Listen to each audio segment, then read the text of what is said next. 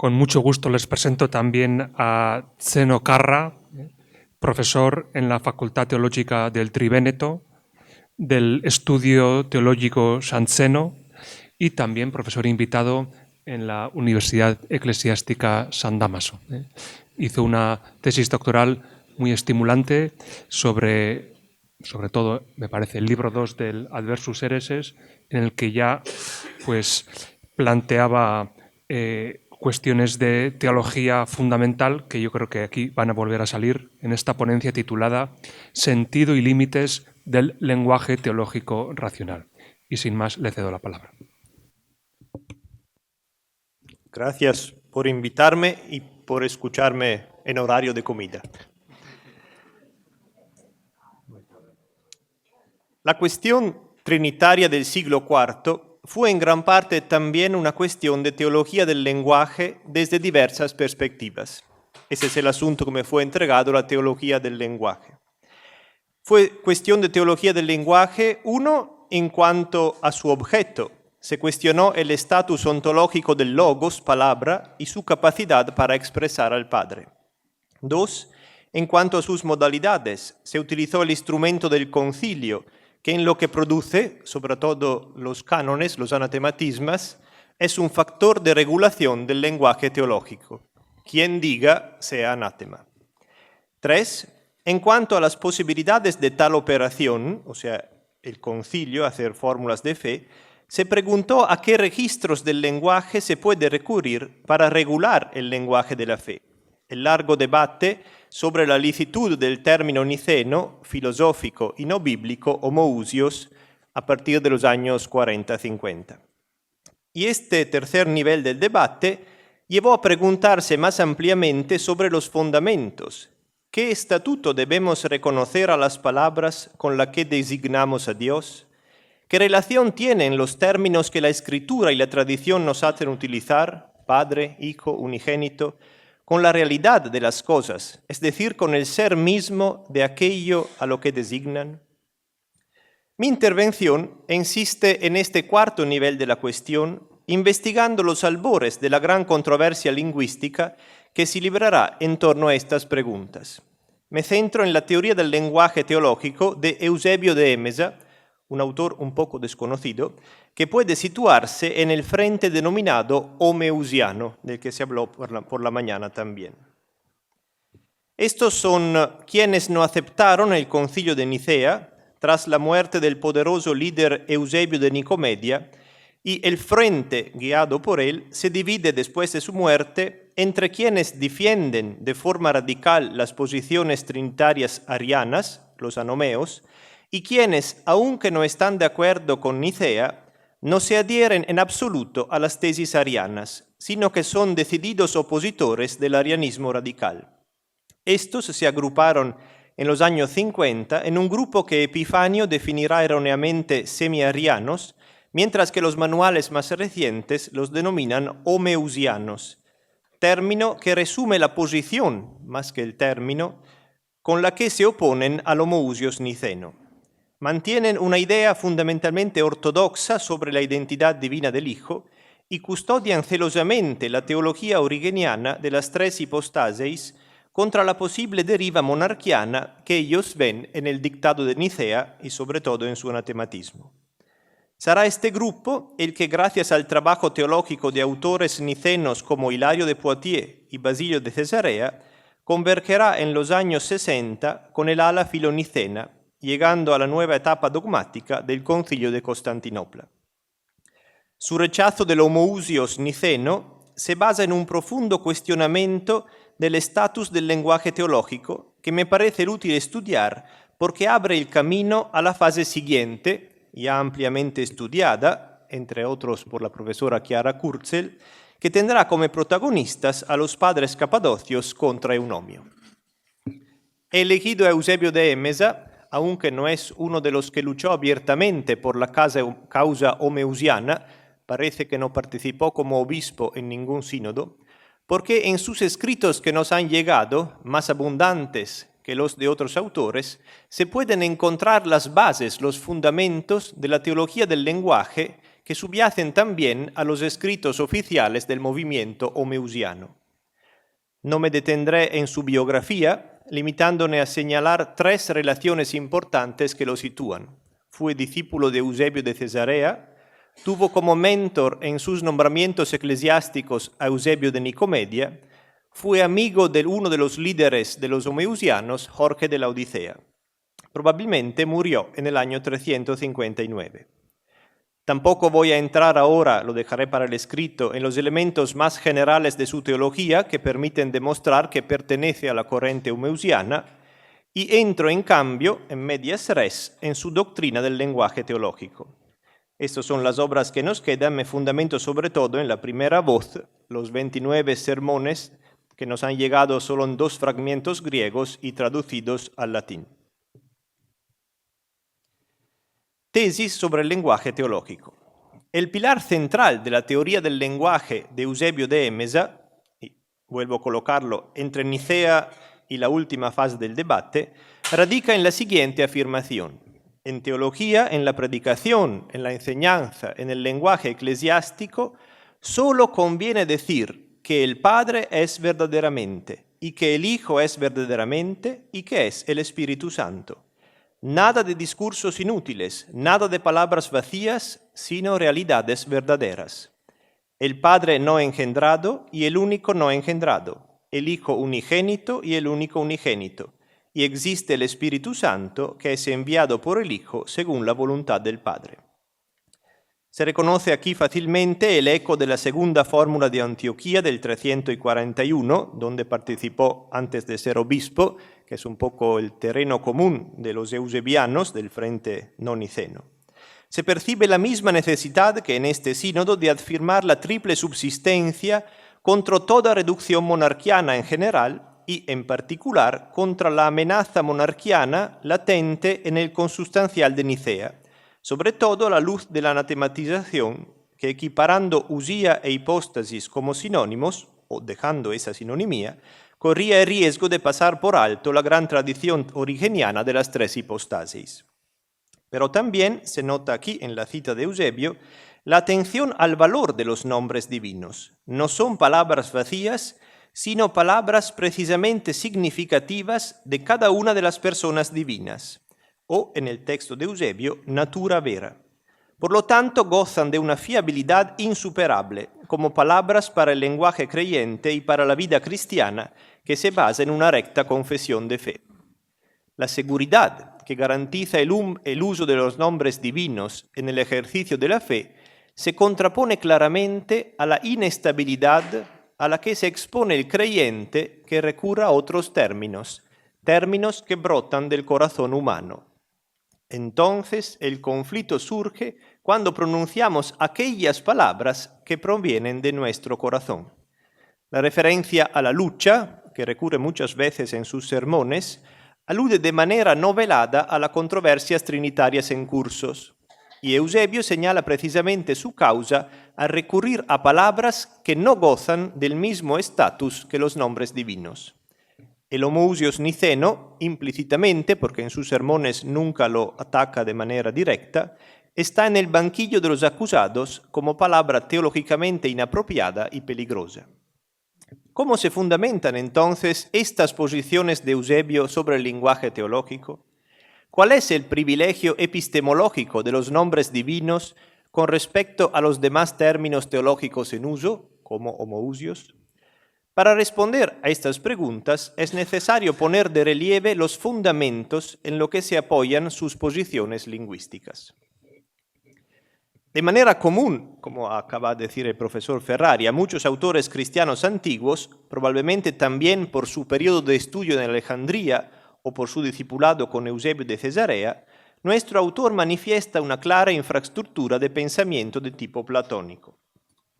A pesar de algunas influencias asiáticas o de algún elemento teológico estoico, según el eclectismo típico del siglo IV, Eusebio pero piensa principalmente dentro de un marco explícitamente polarizado, vertical y jerárquico, en el que la realidad que es realmente está en lo alto, correspondiente al ámbito de las realidades divinas, mientras que las cosas de aquí abajo, marcadas por la mutabilidad, la temporalidad, la procesualidad, de estas no se puede decir que sean de verdad. Esta disparidad axiológica y ontológica entre los dos polos de la realidad rige el dinamismo teológico humano según Eusebio. En la bipolaridad de sus componentes, el ser humano tiene su específico en el alma intelectual. Por lo tanto, su tensión espiritual se dirige verticalmente hacia arriba, hacia una condición no gravada por la materialidad, en la que los salvados serán equivalentes a los ángeles, criaturas por definición incorpóreas. Esta estructura polarizada ontológica, axiológica y teleológicamente tiene también su aspecto gnosiológico. La realidad soberana hacia la que el hombre, o mejor dicho su alma racional, tiende, en cuanto realidad que es realmente, es también la sede de la verdad que hay que conocer. Las cosas de aquí abajo, las que por su mutabilidad material nunca son realmente y que un sano dinamismo espiritual deja atrás, son también la carga de la que hay que liberarse en vista del conocimiento verdadero, el que el platonismo define episteme. Esta es la inherencia del pensamiento a las realidades inmutables, la episteme, que se opone a la doxa, la opinión, conocimiento inestable por la inestabilidad ontológica de su objeto. Las modificaciones al sistema platónico necesarias para hacerlo compatible con el cristianismo profesado, como por ejemplo la profesión de la creatio ex nihilo, no apagan pero la fuerza de la estructura platónica y canalizan sus instancias dentro del dato cristiano en un autor como el nuestro. Esto se ve en la configuración de la gnosiología teológica, en la que se aclara la teoría lingüística que estamos analizando. Hay dos aspectos del sistema gnosiológico en los que debemos fijar nuestra atención: el fundamento y el objeto. El fundamento. En cuanto al fundamento, es conocido el axioma medio platónico, según el cual los principios de la ciencia, que concierne las realidades inteligibles, y de la opinión, que concierne a las realidades sensibles, son respectivamente la intelección y la sensación. Alcino, manual del siglo II. Axioma que rige la fuerte distinción entre los dos ámbitos del conocimiento, y según el cual el conocimiento inteligible, el que nos interesa como lugar del conocimiento teológico, es totalmente autónomo e independiente del conocimiento sensible. Sobre esta base, entre el modelo platónico y su reescritura cristiana, tenemos una variación radical, el origen del conocimiento teológico. El modelo platónico lo centra en un acto humano a disposición de nuestras posibilidades. La reescritura cristiana, en cambio, en el movimiento de Dios que se da a conocer, revelación. Movimiento de iure no disponible para nuestras posibilidades, hecho graciosamente por Dios mismo y sin el cual la mente humana no puede hacer nada. En esta diferencia, sin embargo, el modelo y la reescritura cristiana comparten una instancia fundamental, la instancia de que el conocimiento superior, llamámoslo inteligible o teológico, es autónomo del ámbito de las realidades sensibles. Así como los filósofos platónicos tradujeron esta instancia en la doctrina de la reminiscencia, por la cual un acto de inteligencia, es decir, de conocimiento teológico, ocurre dentro de la condición incorporada del alma, por lo tanto aquí en el mundo sensible, pero no en virtud de él y del conocimiento que insiste sobre él, así la revelación, concebida platónicamente, quiere que esto le suceda a un hombre que vive en la creación material, pero absolutamente no por ella ni por medio de ella. Esta combinación entre lo que respecto al modelo platónico varía del fundamento gnosiológico, revelación para nosotros, posibilidad humana para los filósofos, y lo que permanece, autonomía respecto al nivel de lo sensible, produce en una gnosiología teológica platonizante como la de Eusebio una doble antítesis que converge. La antítesis entre lo que es de Dios y lo que es nuestro, y la antítesis entre el conocimiento teológico, relativo al ámbito de lo inteligible, y la experiencia sensible del mundo de aquí abajo. Esto se observa cuando Eusebio enfatiza mucho la dirección antitética del conocimiento sensible con respecto al hecho de la revelación. Véase, por ejemplo, la conversión del apóstol Pablo, comentada en muchas ocasiones en sus sermones, en la que el paso al cristianismo del apóstol se describe con eficaces antítesis espaciales, basadas en la antítesis gnoseológica platónica. Primero, Pablo vaga en la oscuridad, palpans, nótese el verbo de Hechos 17:27 en el Areópago, que es verbo de conocimiento sensorial, palpar. Y el objeto de su conocimiento es una opinión errónea, putabatur, de aquí abajo, de orsum. El giro se produce cuando el Señor mismo, de sursum, infunde luz interior y ciencia, episteme. De hecho, solo desde arriba puede descender el conocimiento teológico, en un movimiento totalmente y puramente descendente que no admite en sí mismo nada de ascensional desde el ámbito de las cosas de aquí abajo. Esto es evidente si se recogen algunos rasgos de cristología fundamental dispersos en los sermones. Si el descenso del Hijo, connotado por su virtus divina, es como llama la naturaleza divina, el fundamento por el cual la revelación nos alcanza, tal movimiento involucra de manera bastante extrínseca la dimensión humana de Jesús. Esta, para Eusebio, es solo una especie de velo que impide que el fulgor nos alcance en su pureza, que es excesiva para nosotros y por tanto insoportable. Si fuéramos capaces de tener un contacto directo con esta luz divina, no habría necesidad de la encarnación. Como velo, por otra parte, ciertos aspectos de la humanidad de Cristo, que cubren precisamente su divinidad, pueden ocultarla e incluso correr el riesgo de impedir la fe de quien se acerca a ella. La humanidad de Cristo es un obstáculo de vez en cuando para él. Esta posición es coherente con el cuadro que estamos delineando. Nada de aquí abajo es portador de iure de conocimiento teológico, ni siquiera la humanidad de Cristo, que como realidad creada y sensible puede desempeñar como máximo una función de instrumento, cuando no de obstáculo, vinculada de facto a nuestra incapacidad. La función gnoseológica débil de la humanidad de Cristo se extiende con mayor razón a cualquier otra realidad terrenal. Eusebio lo muestra claramente al negarse a reconocer la validez de la analogía entis en el discurso teológico. Nada de la experiencia sensorial puede servir para acceder al conocimiento de Dios en sí mismo. Pensar lo contrario significaría comparar entre sí realidades ontológicamente diferentes, Dios y las criaturas, y por lo tanto rebajar a Dios al estatus de las realidades terrenales. Cada vez que por necesidades homiléticas Eusebio se sirve en su discurso teológico de analogías, conceptos e imágenes que tienen que ver con lo experimentable, él se apresura a denunciar que son débiles, epistemológicamente pobres. Muestra su impropiedad para acceder a la verdad teológica, dado el carácter efímero de las realidades de aquí abajo de las que se extraen tales imágenes. Por lo tanto, la ciencia no surge en el creyente por el contacto con las realidades creadas, ni por ningún intento ascensional que quiera llegar a Dios a través de ellas, según la dirección de la analogía. Y en esta dirección Eusebio coloca también la estructura epistemológica de las herejías ariana y monarquianas que combate, pero eso lo dejo para el escrito. La verdad entonces viene solo de arriba hacia abajo.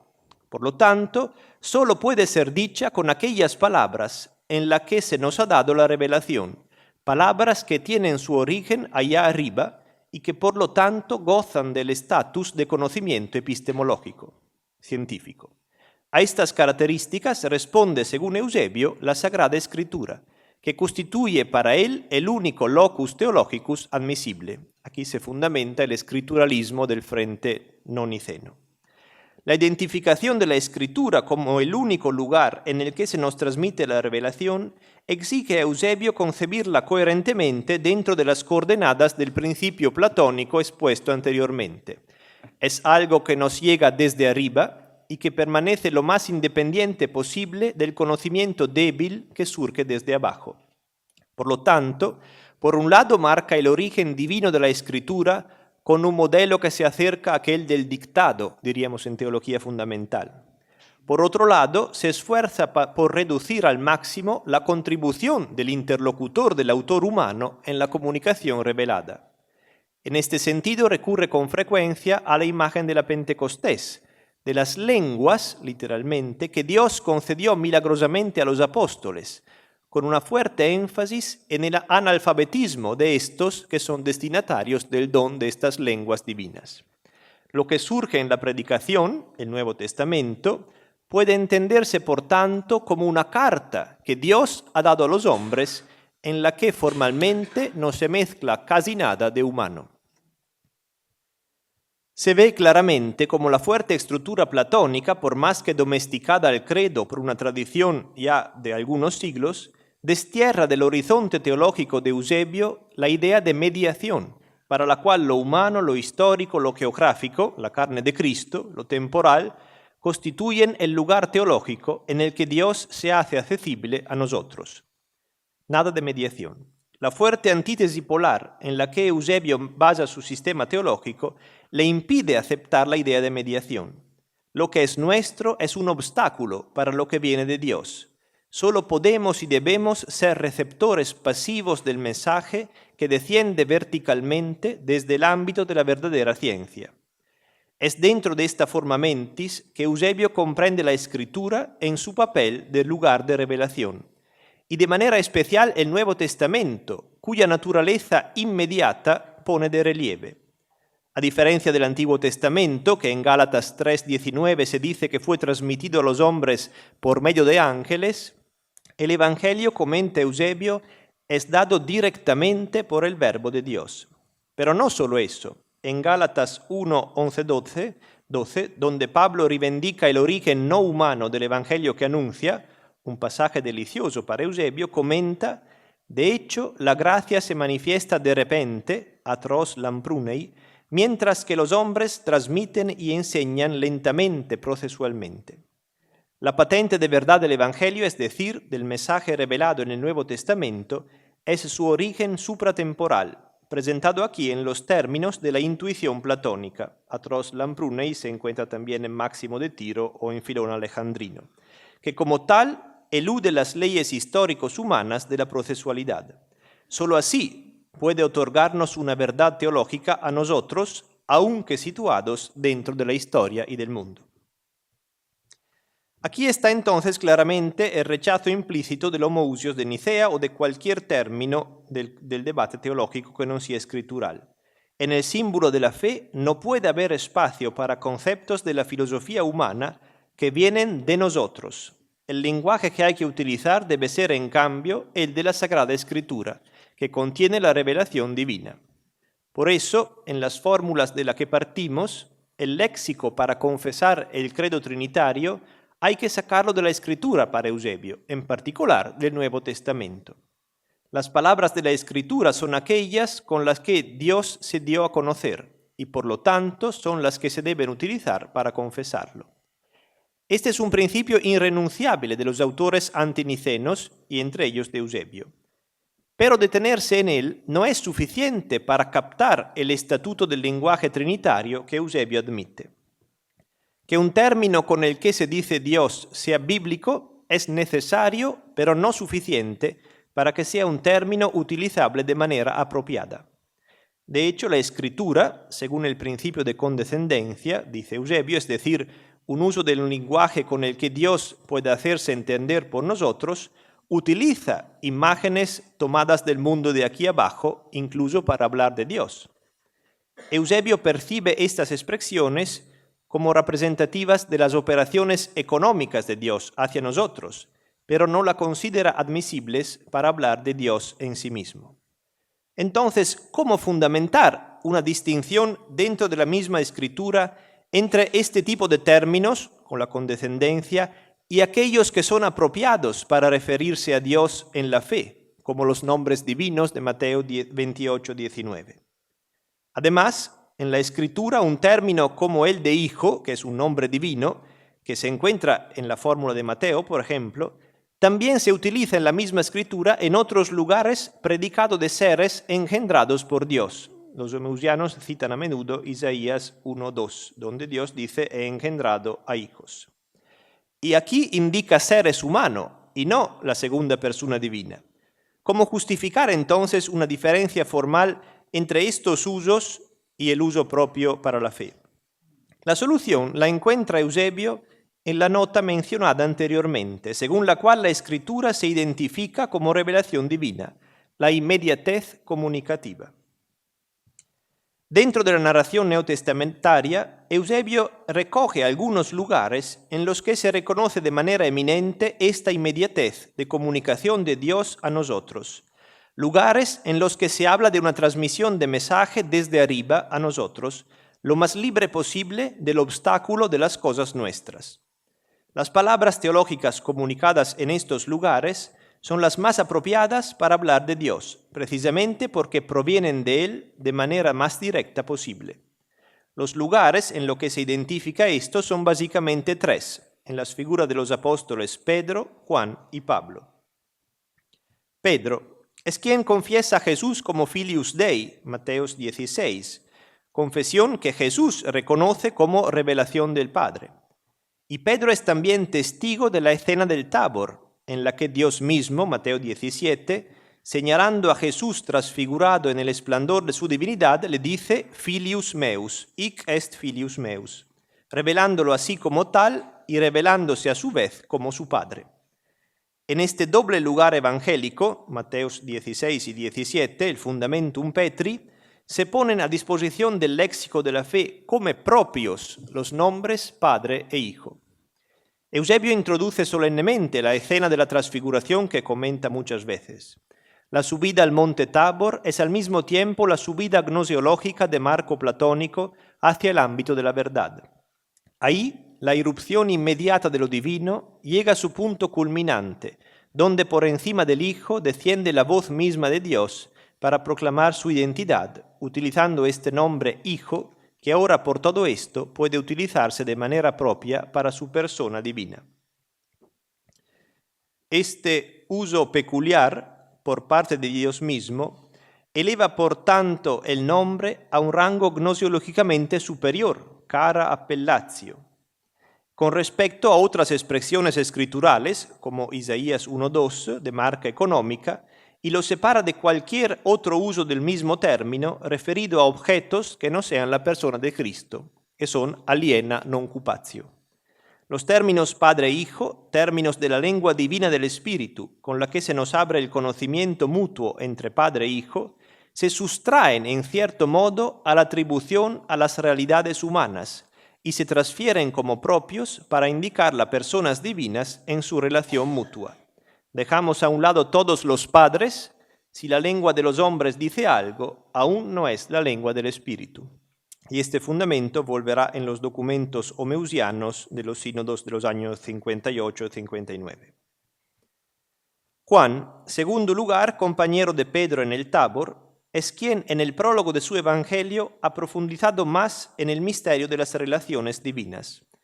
Esto le fue posible, he aquí el fundamento de la inmediatez, en cuanto apoyó su cabeza en el pecho del Señor, Juan 13, es decir, que se adentró en el misterio del Verbo encarnado en una relación de comunión mística con Él. A partir de ahí, conoció profundamente el misterio y lo transmitió en las palabras de su prólogo. Del prólogo, Eusebio destaca a menudo la confesión de la divinidad del Verbo, con el uso del imperfecto era, en, que destierra toda idea arriana de temporalidad. Y sobre todo el título de monogenes, Juan 1.18, que especifica su relación con el Padre. Por lo tanto, para Eusebio, esta es otra de las palabras clave de la teología trinitaria, que por su origen divino goza del estatus de lengua del Espíritu y puede utilizarse en la confesión de fe. Monogenes dice dos cosas para Eusebio: la unicidad del engendrado, que es por tanto el único hijo en sentido propio, en comparación con nosotros, que nos definimos como hijos solo por graziosa non cupatio. Al mismo tiempo dice para Eusebio la absoluta unicidad del engendrador, el Padre, que por tanto es confesado como tal sin que se pueda suponer otro principio fuera de él.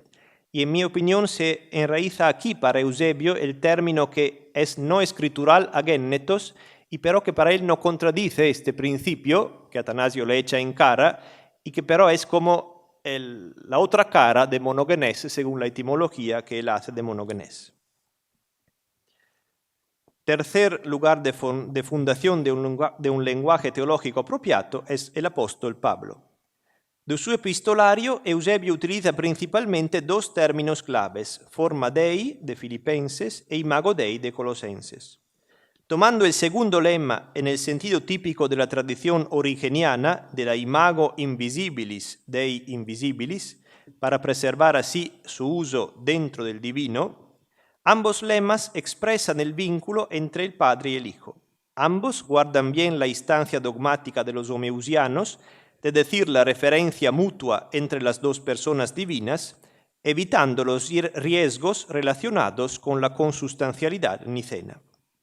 En cuanto al fundamento, Eusebio conecta a Pablo con los otros apóstoles, Pedro y Juan, mediante Gálatas 2:9, y se basa en aquellos pasajes de la epístola paulina que se prestan fácilmente a una teología de la inmediatez comunicativa. Destacan 2 Corintios 13:3, in me loquitur Christus, que le permite a Eusebio de atribuir al Hijo mismo las palabras de Pablo, y Gálatas 2:20, vivo iam non ego, sed vivit in me Christus, en el que la antítesis entre la vida de Cristo y la del apóstol deja de lado a este último, indicándolo como mero espacio vacío que acoge la presencia del Verbo. También aquí, la inmediatez mística está garantizada, lo humano desaparece para dejar paso a la irrupción reveladora de lo divino. Pasando del primer lugar revelador, Pedro, a los otros dos, Juan y Pablo, se puede notar una diferencia. La revelación del Tabor, en la que se nos entregan los nombres fundamentales de Padre e Hijo, según la narración bíblica, supone una cierta mediación sensible. Pedro y los demás con él oyen, con sus oídos, una voz que le habla. En el caso de Juan y de Pablo, en cambio, el acceso místico preserva de esto, garantizando una comunicación puramente interior, fácilmente configurable como una intuición intelectual de tipo platónico. Ahora bien, hay varios indicios en los cuales no entro, dispersos en las homilías, que nos hacen creer que Eusebio puede entender así, de manera no sensible, también la revelación sobre el monte Tabor. Por lo tanto, podemos deducir que en el triple lugar teológico no se entregan tanto palabras históricamente y sensiblemente connotadas por un sonido y una pertenencia lingüística, sino más bien palabras concepto, hechas intelectualmente accesibles a los tres apóstoles y traducidas lingüísticamente por ellos con aquellos vocábulos que en las diversas lenguas de expresión le corresponden. Aquí habría que entrar en los rasgos de la teoría general del lenguaje de Eusebio con referencia al Crátilo de Platón, pero lo dejo para el escrito. Y paso, más brevemente, al segundo aspecto, el objeto del conocimiento teológico. Se comprende plenamente el estatuto de los términos admitidos por Eusebio para decir el credo, si además de lo dicho sobre su fundamento, consideramos también su objeto, Dios. De acuerdo con lo que hizo la teología platonizante judía y cristiana de los primeros siglos, Filón de Alejandría y algunos valentinianos, y paralelamente o por influencia mutua, eso lo dejo a los expertos, con el desarrollo del neoplatonismo a partir del siglo III, el objeto último de la ciencia, es decir, del conocimiento noético o de la teología, se eleva por encima y más allá del alcance de este última. Dios, que hasta el platonismo medio se cuenta entre los inteligibles, como la punta más eminente de ese ámbito del ser, se eleva más allá de ellos, en una trascendencia ulterior de las cosas de allá arriba. Esta operación, cuando la llevan a cabo autores como el nuestro, o lo reciben, que se mueven dentro de una infraestructura platónica, no se produce subvirtiendo sus ejes principales del platonismo, sino estresándolos, es decir, prolongando indefinidamente la distancia ontológica y gnosiológica que existe entre el ámbito de lo sensible y lo inteligible, empujando, entre comillas, a Dios hacia arriba, más allá del área inteligible, pero en la misma dirección que ésta. El Dios que resulta de esto es, por lo tanto, aquel Dios que si tiene que ver con algo del hombre, será con su intelecto, aunque permanezca siempre más allá del alcance del intelecto. Es el caso de Eusebio, para quien solo el alma intelectual puede entender a Dios y que sin embargo al mismo tiempo está más allá de las posibilidades de la misma alma. Dios es para él lo incomprensible y lo innombrable. Se crea así una paradoja entre la invitación al conocimiento epistemológico e intelectual y este objeto que es inalcanzable. Paradoja que permanece incluso en la revelación por la persistente disparidad entre el conocedor, un intelecto humano aunque agraciado, y el objeto Dios. Eusebio maneja esta paradoja con una solución de matriz estoica, creo, inaugurada por Filón Alejandrino, quien, según sabemos, introdujo dicha paradoja en la gnoseología teológica bíblico-platonizante. Para Filón, de hecho, la episteme teológica, la ciencia teológica, basada en la revelación divina, lleva al creyente al conocimiento de la existencia de Dios, pero su esencia permanece inaccesible. Este conocimiento de la existencia de Dios es de un nivel superior al nivel obtenido por medios meramente naturales. En estos, el filósofo sabe que existe una causa primera. Con la revelación, el creyente es llevado más alto, mucho más alto, al mismo ser de Dios, del cual, sin embargo, solo capta el dato, pero cuya naturaleza no puede entender. Eusebio hace suya esta distinción, creo también por mediación de un argumento de Ireneo, por un lado, y esta distinción mediante la antítesis entre la conjunción quia, por un lado, y los pronombres interrogativos quomodos, qualis, quantus, por otro. La revelación, o sea, da al intelecto humano acceso al quia de Dios, es decir, a su dato de ser, pero no a la forma de ser de su naturaleza, que permanece inaccesible en sí misma. Esta distinción se hace especialmente evidente en el delicato nudo dogmático que es la generación divina del Verbo por el Padre. Eusebio insiste en nuestra posibilidad de creer y confesar el hecho de la generación, razón por la cual el Verbo es Dios de Dios, y al mismo tiempo en nuestra radical imposibilidad de especular sobre la forma en que tal generación habría ocurrido. Esto se refleja en el estatuto de los términos teológicos de los que hemos mostrado la base revelada. No permiten al hombre interpretar la natura divina, dice Eusebio, sino que le dan acceso seguro y verdadero al hecho de la natura divina. Los nombres de Padre y Hijo nos permiten confesar con certidumbre la existencia de las personas y su mutua implicación, el Padre porque tiene un Hijo y al revés, pero no nos permiten acceder a su misterio inescrutable. Del mismo modo, las categorías paulinas de figura y mago respetan esta distinción epistemológica. Dicen una relación de correspondencia recíproca, pero no entran en el contenido de esta. Y lo mismo puede decirse de unigénito de Juan en el doble sentido explicado por Eusebio. Dice el hecho de la generación y el hecho de aquellos que están implicados y unidos en ella, pero no profundiza en absoluto en sus modalidades. Las palabras lícitas para la teología y la fe, entonces, según Eusebio, las palabras que Dios mismo nos entrega en una revelación inmediata, tienen un estatuto claro en cuanto a su alcance. Dicen a nuestro intelecto la verdad de las cosas, su existencia, quia, y esto basta a nuestra fe. No nos engañemos vanamente pensando que podemos penetrar su modo de ser, el quomodo. Llego a la conclusión. En la catedral de mi ciudad, Verona, un escultor de época gótica utilizó un curioso artificio en las paredes de la piscina bautismal. Donde quiere representar la llegada de un ángel, por ejemplo, esculpió en el fondo del cielo de piedra unos ojos de buey, ventanillas redondas, que el mensajero enviado por Dios atraviesa para traer aquí su mensaje procedente de otro lugar. El cielo separa dos mundos que de vez en cuando comunican a través de agujeros, a través de los cuales lo que está en el allá nos alcanza. Esto, para dejarnos con una imagen, representa, en mi opinión, el núcleo de la teoría del lenguaje teológico de Eusebio de Émesa. La fe puede decirse legítimamente solo con lo que, viniendo del mundo de Dios, atraviesa los agujeros en el cielo y nos alcanza aquí abajo cargándose lo menos posible de lo que está en nuestro lado de la pared.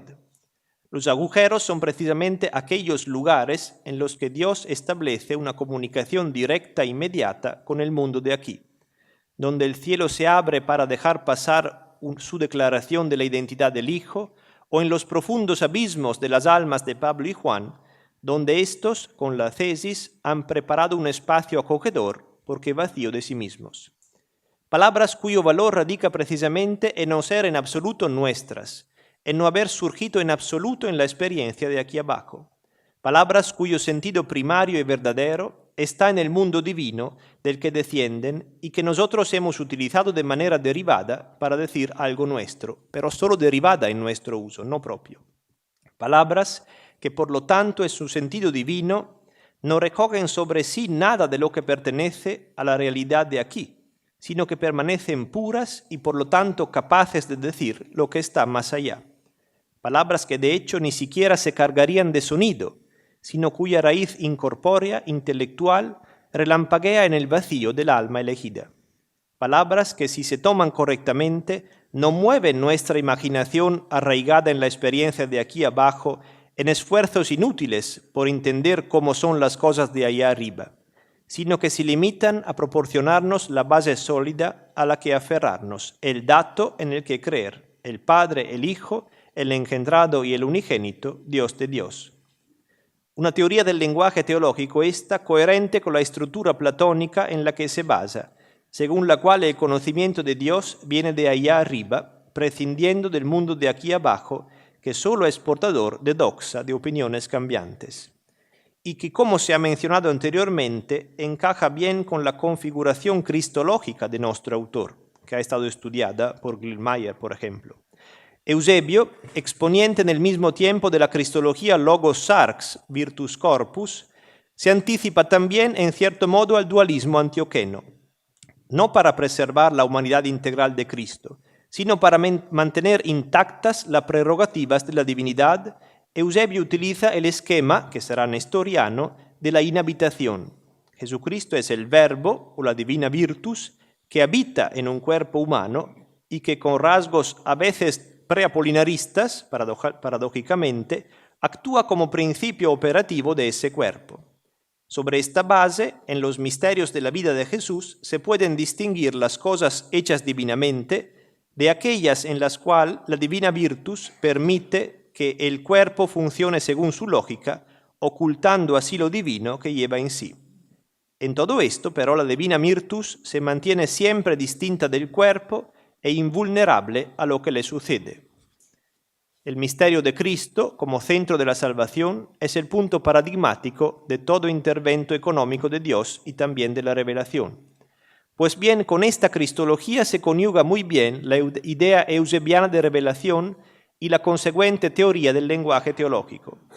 Así como en las acciones de Cristo se puede distinguir lo que es de su divina virtus y lo que es del cuerpo humano, así en el lenguaje para él se pueden distinguir las palabras de aquí abajo de las que vienen de arriba.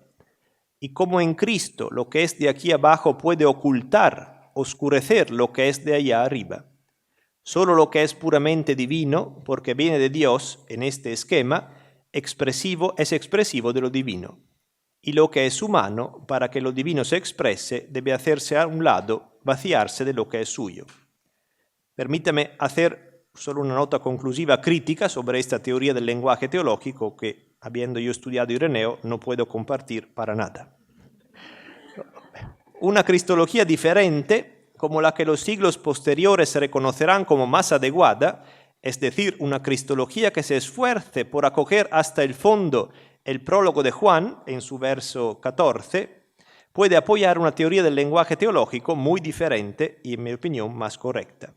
Si el verbo se hizo carne, como dice San Juan, y no solo habita la carne, como escribe explícitamente Eusebio, comentando el verso de Juan que le pone lo fatiga mucho, entonces esta carne humana no solo reviste, ocultando o dejando entrever el misterio según su densidad, sino que exprime el misterio que la ha hecho suya. Si el verbo se hizo carne, entonces la carne de Dios, dice Dios, porque el verbo es esa carne humana y no simplemente se oculta en ella. Entonces, las palabras válidas para decir Dios, aunque sin pretender adaptarlo, serán palabras humanas, también homoousios, y precisamente porque son humanas, como toda palabra de la Escritura es humana. En el lenguaje de la fe no se querrá distinguir entre lo que viene del cielo y lo que viene de aquí abajo, como hace Eusebio, porque lo que es de aquí abajo será reconocido como habilitado por Dios para contar a Dios. No será necesario sustraer algunas palabras al uso humano para que digan lo divino, sino que será precisamente el sentido del uso humano que llevan en sí lo que Dios, en el Verbo encarnado, ha elegido para manifestarse. No habrá necesidad de buscar agujeros en el cielo para conocer a Dios, aunque en cada época esta búsqueda seguirá manteniendo su encanto fascinante, sino que se podrá acoger la experiencia de la tierra, que el Verbo ha habilitado para mediar por nosotros el misterio de Dios. Esta será la dirección que los capadocios, en particular el ecléctico Gregorio de Nissa, imprimirán a la controversia sobre el lenguaje de la fe, en comparación con Eunomio, algunas décadas después de la muerte de Eusebio. Pero esto es otro capítulo de la historia. Gracias.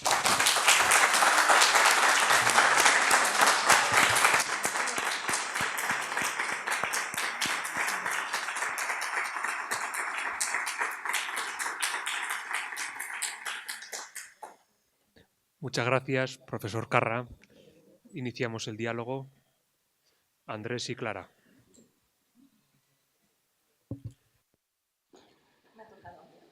Claro. Muchas gracias por la ponencia y siempre por los simpáticos PowerPoint. Tenía una pregunta más que sobre el lenguaje, sobre la idea teológica, digamos, de revelación que está debajo. Me preguntaba si la única posibilidad que para Eusebio existe de conocer a Dios son estos agujeros en el cielo, es decir, que Dios diga algo de sí mismo. Me preguntaba, pero en la escritura, es decir, la escritura, pensaba, pero en la escritura a la vez tenemos un libro de la sabiduría, una carta a los romanos, donde en cambio se dice que el hombre por la creación puede conocer algo de Dios. No sé, me interrogaba pensando cómo interpretaría entonces Eusebio esos pasajes en los que la propia escritura dice que por la creación se puede conocer a Dios. No plenamente, pero se puede conocerlo. Para responder positivamente sobre los textos de Eusebio habría que volver a buscar.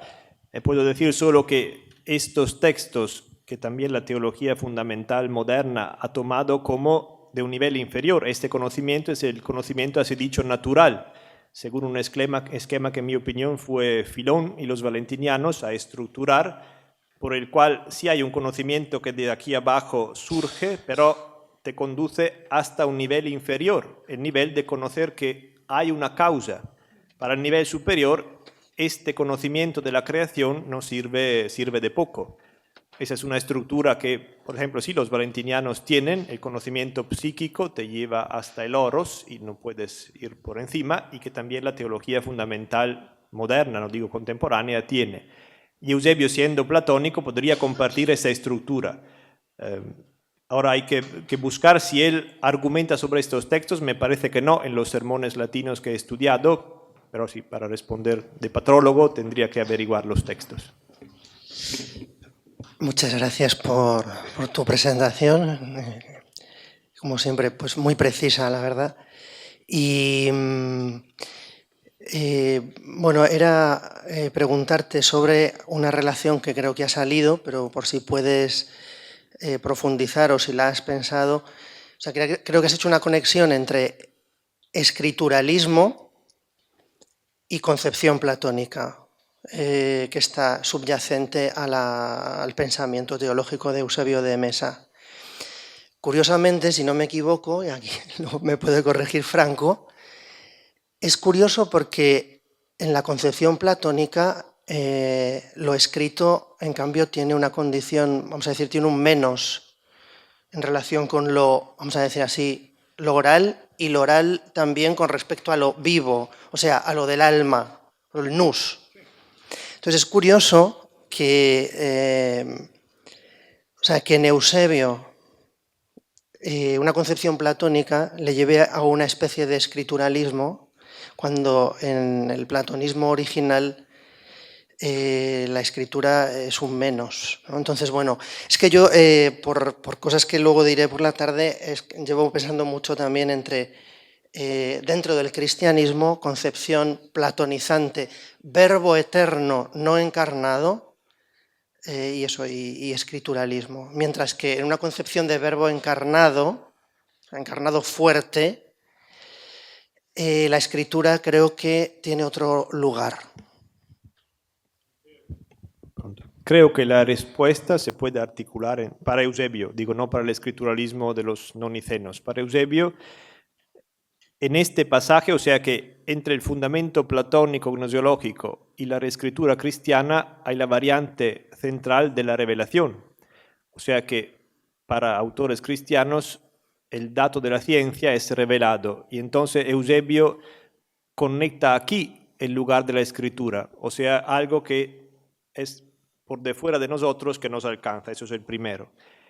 El segundo lado de la respuesta está, creo, en la teoría general del lenguaje, que no he expuesto, donde, en mi opinión, Eusebio, como, según dicen los comentadores, Eunomio se fundamentará en el crátilo de Platón, también Eusebio, creo, tome algo del crátilo, el hecho que el corazón que importa del lenguaje es su fundamento noético, prelingüístico, presensible, prematerial. Y entonces para Eusebio también, con estos lugares, sobre todo ahí donde se ve que también la revelación del Tabor para él es presensible, ahí está el valor de la escritura para él. No tanto porque sea algo material, histórico, sino porque contiene algo prematerial y preprocesual. Su escrituralismo entonces se fundamenta ahí, con la paradoja y, no sé, ¿cómo se dice? El vicolo checo, que en la escritura siempre queda algo de humano, de sensible, de histórico, y su esfuerzo es siempre de retroceder a buscar el fundamento que pero escapará siempre. Entonces, por eso no me convence su teoría. Creo que su escrituralismo se fundamenta aquí, en un escrituralismo preescrito, prematerial.